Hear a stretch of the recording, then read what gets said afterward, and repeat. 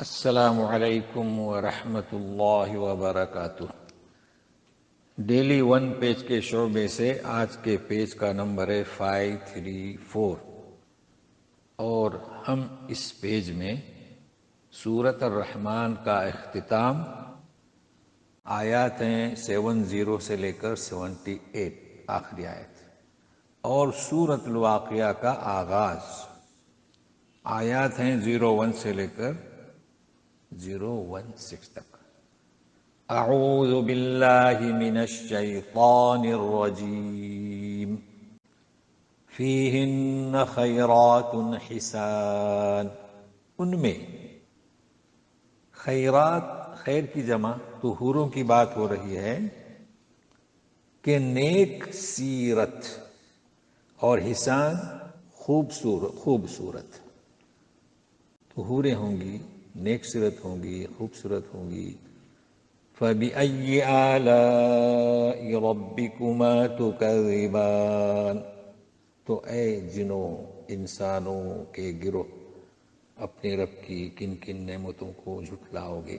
مزید ذکر ہے، حور مقصورات فی الخیام، مقصورات ٹھہری ہوئی، خیام خیمے کی جمع، وہ خیام میں ٹھہری ہوئی ہوں گی، یعنی انتظار کرنے ہوں گی مومنین کا۔ فَبِأَيِّ آلَاءِ رَبِّكُمَا تُكَذِّبَانِ، اے جنوں انسانوں، اپنے رب کی کن کن نعمتوں کو جھٹلاؤ گے۔ اب یہ دوبارہ آیت پہلے جیسے آ رہی ہے ان حوروں کے تعلق سے، لَمْ يَطْمِثْهُنَّ إِنسٌ قَبْلَهُمْ وَلَا جَانٌّ،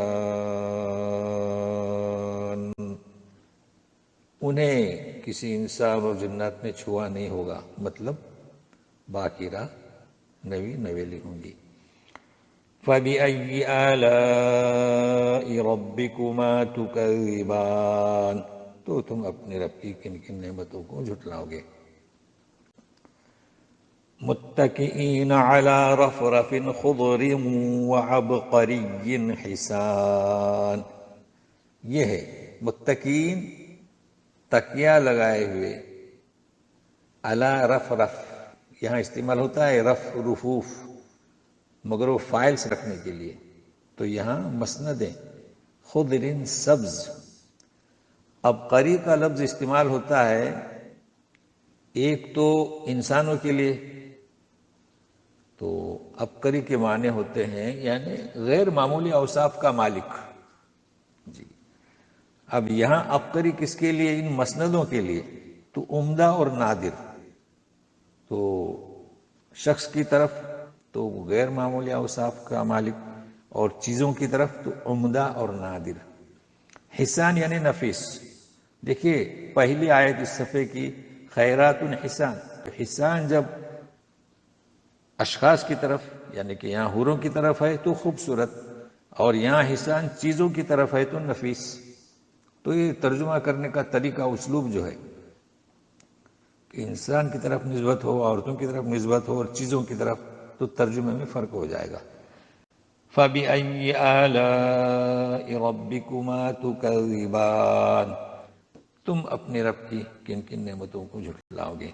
تبارک اسم ربک ذی الجلال والاکرام، بابرکت ہے اسم ربی، رب مجرور ہے، تیرے رب کا نام، ذی الجلال یہ حالت جر میں ہے، رب کی صفت ہے، تو تیرے رب کا نام کیسا ہے؟ جو رب کیسا ہے؟ ذی الجلال والاکرام، عظمت والا اور عزت والا۔ اب گزشتہ بھی یہ آیت گزری ہے، آیت نمبر 27، وَيَبْقَى وَجْهُ رَبِّكَ ذُو الْجَلَالِ وَالْإِكْرَامِ، تو ذو ہے اور یہاں ذی ہے، تو ذو اس لیے ہے کہ وجہ فاعل ہے، اس کی صفت ہے ذو، تو حالت رفع میں ذو، حالت جر میں ذی، اور ایک ہے حالت نصبی زبر، اگر آپ پکاریں گے یا ذا الجلال تو حالت نصبی میں تو ذل آئے گا، یا ذا الجلال، تو ذو الجلال، ذی الجلال، اس اعراب کو ملحوظ رکھیں۔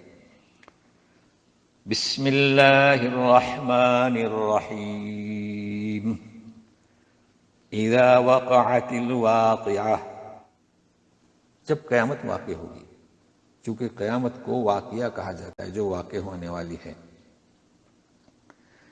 لیس لوقعتها کاذبہ، اس کے واقع ہونے کو کوئی جھٹلانے والا نہیں، وہ جھوٹی نہیں ہے۔ اب وہ کیسا ہے واقعہ؟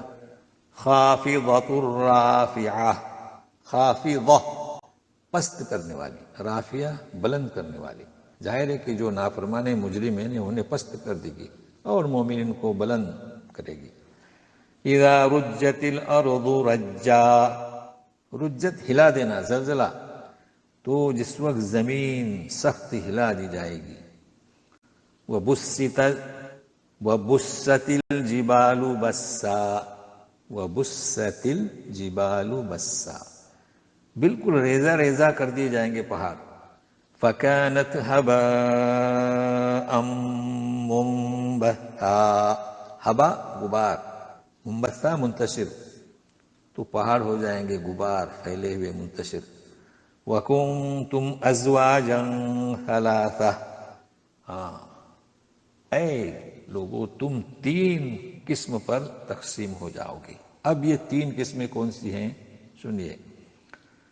فَأَصْحَابُ الْمَيْمَنَةِ مَا أَصْحَابُ الْمَيْمَنَةِ، میمنہ یعنی جن کے دائنے ہاتھ میں اعمال نامے دیے جائیں گے وہ کامیاب ہوں گے، تو انہیں کہا جاتا ہے اصحاب المیمنہ۔ کیا ہی ہے؟ یعنی تعریفی الفاظ ہیں۔ وَأَصْحَابُ الْمَشْأَمَةِ مَا أَصْحَابُ الْمَشْأَمَةِ، یہ دائنے ہاتھ والے کیا حالت ہوگی ان کی۔ وَأَصْحَابُ الْمَشْأَمَةِ مَا أَصْحَابُ الْمَشْأَمَةِ، یعنی تعجب تعریفی حیثیت کا اور تعجب خسارے کا، اس لیے کہ دائنے ہاتھ والے تو وہ ناکام ہوں گے۔ تو 2 گروہ ہوئے، جن کے دائنے ہاتھ میں نام اعمال دیے جائیں گے، جن کے بائیں ہاتھ میں، تو دائنے والوں کا نام میمنہ، بائیں والوں کا نام مشأمہ، یہ مجرمین ہوں گے مشأمہ۔ اب ایک تیسرا گروہ جو اعلیٰ ترین ہوگا، والسابقون السابقون اولئک المقربون، سبقت کرنے والے، یہی لوگ مقرب ہوں گے، یہ سب سے بڑا درجہ۔ اب ابن کثیر جو کہتے ہیں کہ نبی کریم صلی اللہ علیہ وسلم کے زمانے کے لوگ یہ ایمان میں پختہ اور ایمان چونکہ پہلے لائے تو یہ سبقت کرنے والے اور یہ مقرب ہوں گے۔ کہاں ہوں گے؟ فی جنات النعیم، نعمت بھری جنتوں میں۔ ثلۃ من الاولین، بڑا گروہ ہوگا پہلوں میں سے، پہلے لوگوں میں بڑا گروہ ہوگا۔ وقلیل من الآخرین، آخر میں آنے والے لوگوں میں سے کم ہوں گے۔ تو یہاں پر ابن کثیر نے بیان کیا ہے کہ نبی کریم صلی اللہ علیہ وسلم کے وقت کے لوگ یہ سابقون اور بعد میں بھی ہوں گے، مگر جو سابقون کا درجہ ہے پانے والے لوگ کم ہوں گے۔ اور ظاہر ہے کہ اصحاب المیمنہ تو سب مومن اس میں آئیں گے، اصحاب المیمنہ۔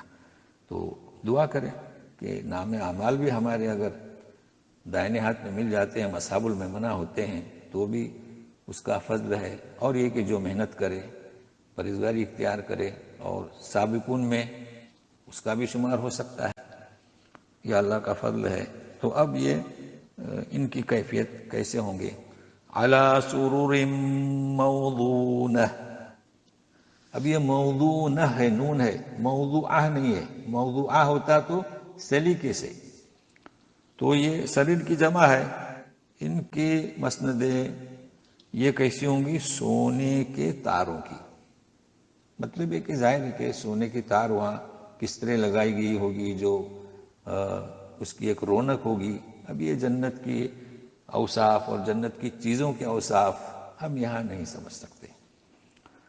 متکئین علیہا متقابلین، تکیہ لگا کر بیٹھے ہوں گے آمنے سامنے۔